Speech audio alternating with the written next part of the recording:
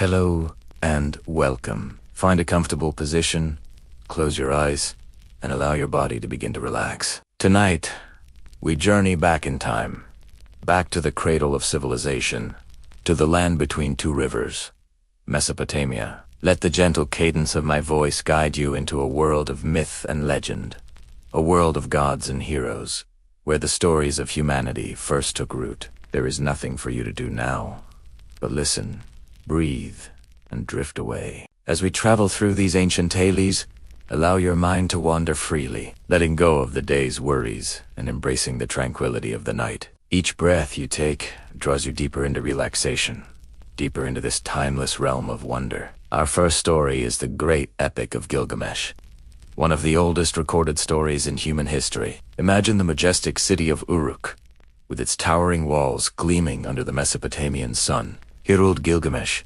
a king of immense strength, part god and part man. In his youth, he was powerful, but arrogant, a force of nature that his people both admired and feared. The gods, hearing the pleas of the people of Uruk, decided to create a companion for Gilgamesh, someone to match his strength and temper his spirit. From the clay of the earth, they fashioned Enkidu, a wild man who roamed the wilderness with the animals. He was pure, untamed, and lived in harmony with nature. Unaware of the world of men, a trapper, frustrated by Enkidu's freeing of animals from his traps, sought the help of Gilgamesh. The king, intrigued, sent a wise woman to meet Enkidu. She gently introduced him to the ways of civilization, sharing food and conversation. Enkidu was transformed. He learned of Uruk, of its mighty king, and felt a pull to meet this man who was his equal. When Enkidu arrived in Uruk, he was appalled by Gilgamesh's arrogance. The two mighty figures met in the city square and wrestled, a battle of titans that shook the very foundations of the city. They were perfectly matched, and after a long and exhausting struggle, they recognized the strength in each other. Their rivalry turned to respect, and then to a deep and unbreakable friendship.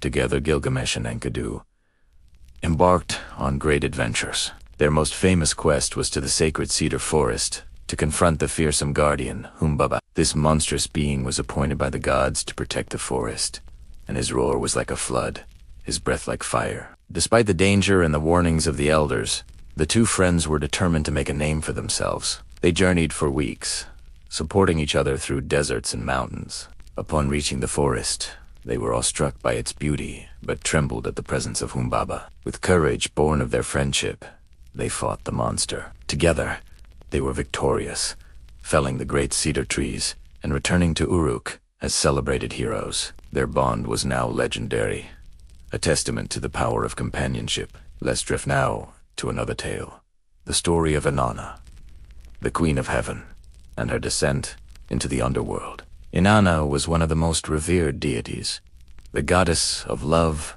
beauty, and war. One day, she decided to journey to the Kur, the land of the dead, to visit her sister, Ereshkigal, the grim queen of the underworld. Inanna adorned herself in her finest garments and jewels, representing her divine powers. To enter the underworld, she had to pass through 7 gates. At each gate, the gatekeeper, following the ancient laws of the realm of the dead, demanded she remove one piece of her regalia. At the first gate, her crown. At the second, her earrings, and so on, until she arrived before her sister, stripped of all her power and worldly symbols, just as all mortals must. When Ereshkigal saw her sister, she fixed her with the eye of death.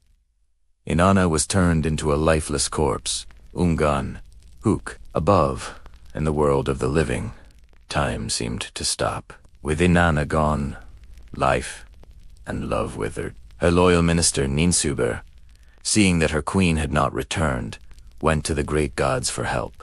The god of wisdom, Enki, was moved by this devotion. He fashioned small, silent creatures from the dirt under his fingernails and gave them the food and water of life. He sent them to the underworld with instructions to empathize with the grieving Erish. They did as he asked, and in a moment of compassion, Ereshkigal offered them a gift.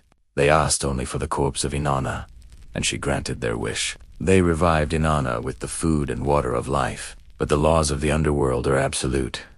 No one can leave without finding a substitute. As Inanna ascended back to the world of light, she was accompanied by demons who demanded she choose someone to take her place. She passed by her loyal minister Ninshuber and refused to let them take her.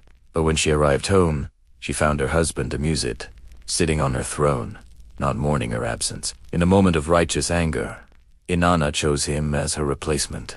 This story speaks to the cycles of life, death, and rebirth, mirroring the seasons of the earth, a constant rhythm of descent and return, of loss and renewal. Finally, let us float on the currents of a story that echoes through many cultures.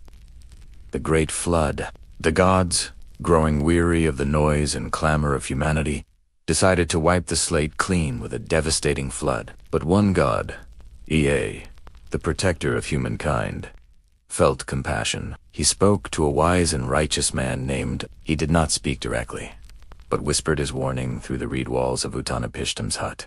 He instructed him to build a great boat, a massive ark, and to bring aboard his family and the seed of all living things. Utnapishtim obeyed without question. He gathered his family, craftsmen, and animals of every kind, sealing them all inside the immense vessel.